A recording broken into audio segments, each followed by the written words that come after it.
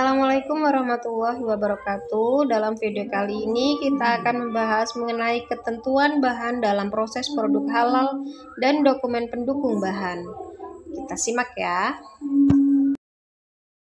Pengetahuan bahan yang perlu diperhatikan adalah bahan kritis, bahan haram, dokumen pendukung, bahan tidak kritis atau positive list.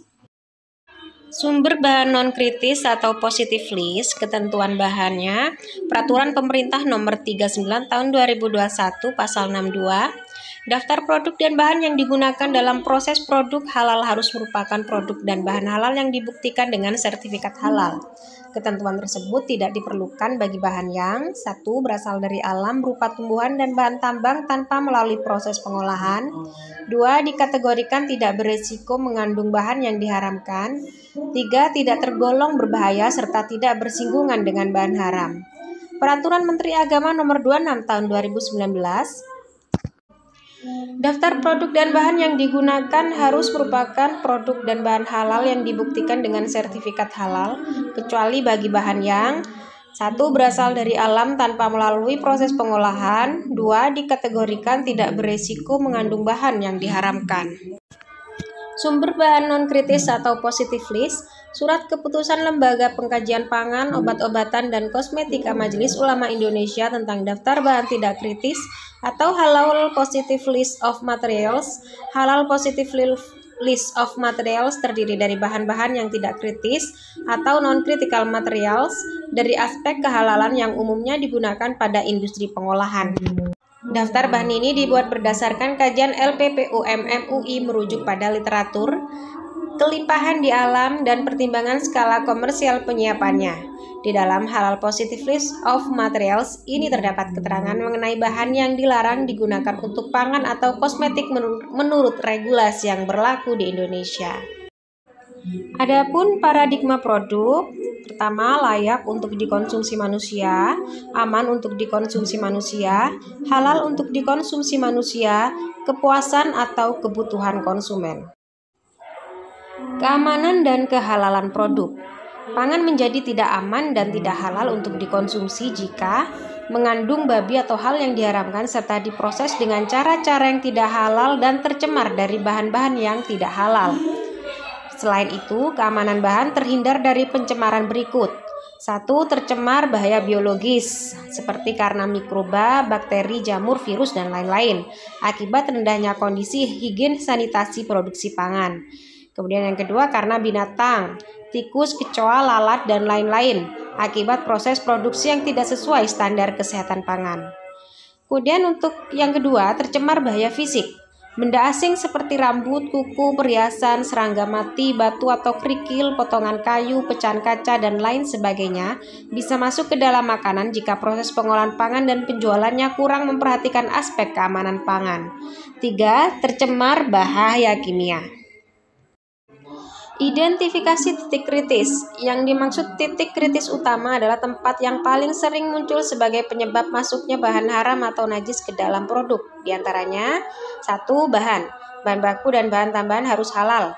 Bahan penolong tidak berasal dari babi, anjing, dan bagian tubuh manusia.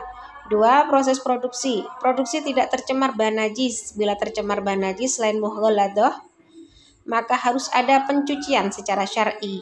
3. Penyimpanan, kesucian alat dan sarana prasarana. Kemudian keempat, pengangkutan, kesucian alat dan sarana prasarana. Ketentuan bahan dalam Undang-Undang 33 Tahun 2014 Pasal 17 sampai 20. Bahan yang digunakan dalam PPH atau proses produk halal terdiri atas bahan baku, bahan olahan, bahan tambahan, dan bahan penolong. Sedangkan bahan yang dimaksud berasal dari hewan, tumbuhan, mikroba, atau bahan yang dihasilkan melalui proses biologi atau proses rekayasa genetik. Hal tersebut dapat terlihat dalam bagan berikut ini.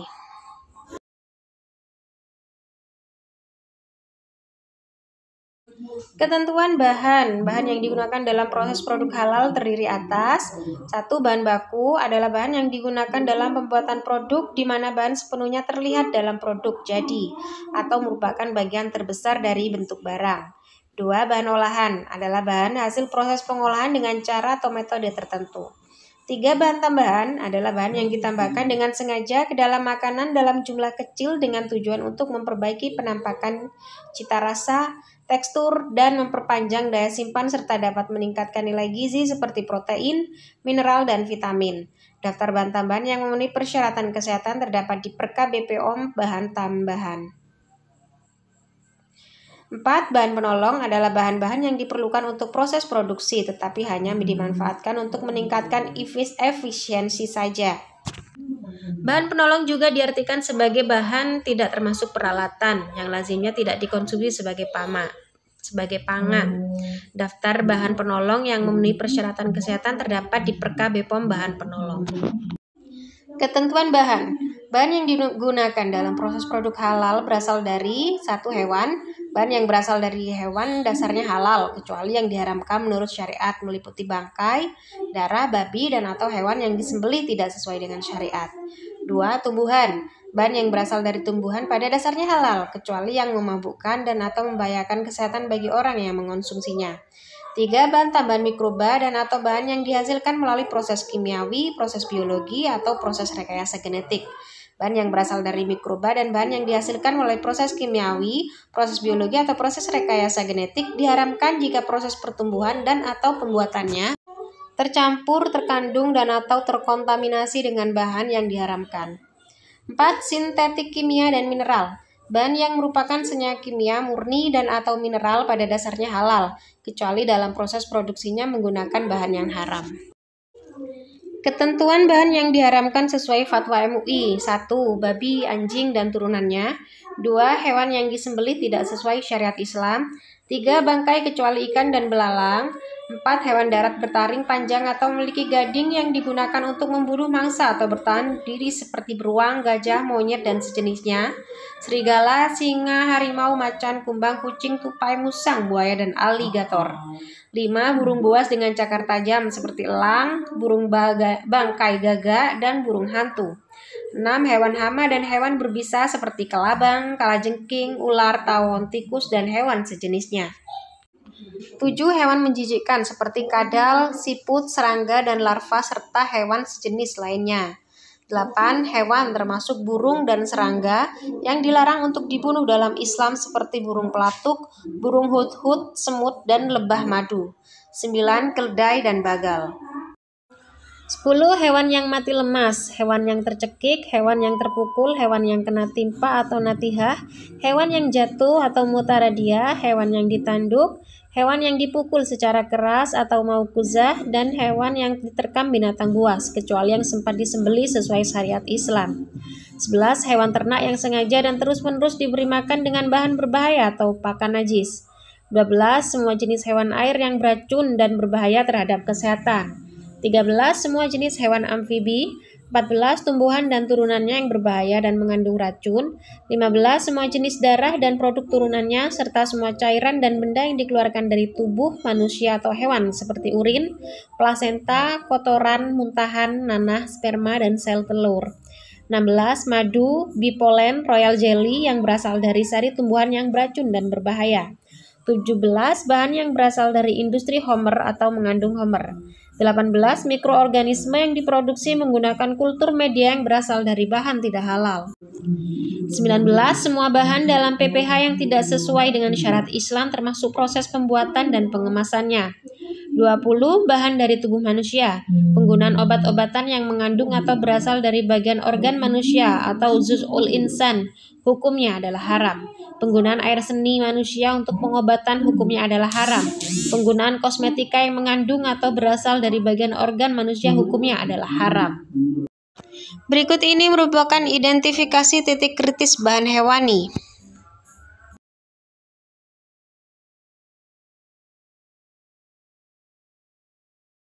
Dan berikut ini merupakan bagan identifikasi titik kritis bahan nabati.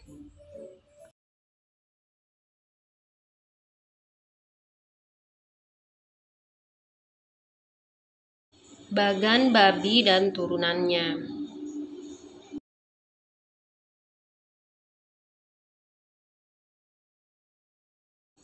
Berikut daftarnya dilansir dari laman resmi Halal MUI. 1. Pig, seekor babi muda, berat kurang dari 50 kg. 2. Pork, daging babi dalam masakan. 3. Swine, istilah untuk keseluruhan kumpulan spesies babi. 4. Hog, babi dewasa, berat melebihi 50 kg. 5. Boar, babi liar atau celeng atau babi hutan. 6. Lard, lemak babi untuk membuat minyak masak dan sabun. 7. Bacon, daging hewan yang di-slice terutama babi. 8. Ham, daging pada bagian paha babi. 9. Sow, babi betina dewasa. 10. Sawmeal, susu babi. 11. Porcine, sesuatu yang berkaitan atau berasal dari babi, banyak ditemukan di obat-obatan. 12. Buck, atau daging babi dalam bahasa Tiongkok. 11. Char siu, daging babi panggang atau barbecue. 14. Chunyuk, daging babi dalam bahasa Kek atau Hakka. 15. Zurao, daging babi dalam bahasa Mandarin. 16. Daoeji, daging babi dalam bahasa Korea. 17. Tonkatsu, irisan daging babi dalam kuliner Jepang. 18. Tonkotsu, ramen yang dilengkapi dengan babi. 19. Yakibuta, babi panggang dalam bahasa Jepang. 20. Nuraniku, daging babi dalam bahasa Jepang. 21. Nibuta, hidangan dari pundak babi di Jepang. 22. B2, sebutan makanan yang berbahan babi di Indonesia. 23. Khinzir, babi dalam bahasa Arab dan Melayu. 24. Kakuni, makanan dari perut babi rebus dalam kuliner Jepang. 25. Baikwat, iga babi. Sertifikat halal, dokumen pendukung bahan yang utama adalah sertifikat halal. Sertifikat halal merupakan pernyataan tertulis kehalalan suatu produk dari BPJPH berdasarkan Fatwa Ulama Indonesia atau MUI dan masih berlaku. Sertifikat halal bisa dikeluarkan oleh sertifikat halal MUI dan BPJPH serta sertifikat halal dari lembaga lain. Dengan catatan, sertifikat halal tersebut harus diakui BPJPH dan MUI. Daftar sertifikat halal bisa dilihat di website LPPOM MUI, halalmu.org. B. Dokumen pendukung bahan lainnya diantaranya 1. Spesifikasi informasi produk yang menyatakan tentang deskripsi produk atau proses komposisi kandungan atau sumber suatu bahan. 2. Bagan alil proses atau flow production process, tahap demi tahap dari proses produksi yang menunjukkan semua bahan yang digunakan, bahan baku, bahan tambahan, dan bahan penolong. 3. Certificate of Analysis atau COA, dokumen yang membuat sifat-sifat fisika kimiawi dan sifat mikrobiologis yang dikeluarkan oleh produsen. 4. Surat pernyataan mengenai kehalalan bahan. 5. Laporan hasil analisis laboratorium. Analisis yang sering dilakukan di laboratorium terkait kehalalan bahan dan produk adalah sebagai berikut. DNA, RT-PCR, PCR, protein, SD-SPH, spot detection kit, FTR dikombinasikan dengan kemometri, asal lemak, GC, GCMS, alkohol, GS, GSMS, lemak atau minyak, FTIR dikombinasikan dengan kemometri, bulu, FTIR dikombinasikan dengan kemometri, dan lain-lain. 6. Material Safety Data Sheet atau MSDS atau lembar data keselamatan bahan atau LDKB adalah lembar petunjuk yang berisi informasi bahan kimia meliputi sifat fisika, kimia, jenis bahaya yang ditimbulkan, cara penanganan, tindakan khusus dalam keadaan darurat, pembuangan, dan informasi lain yang diperlukan. 7. Kuesioner halal bahan dapat digunakan sebagai dokumen pendukung bahan.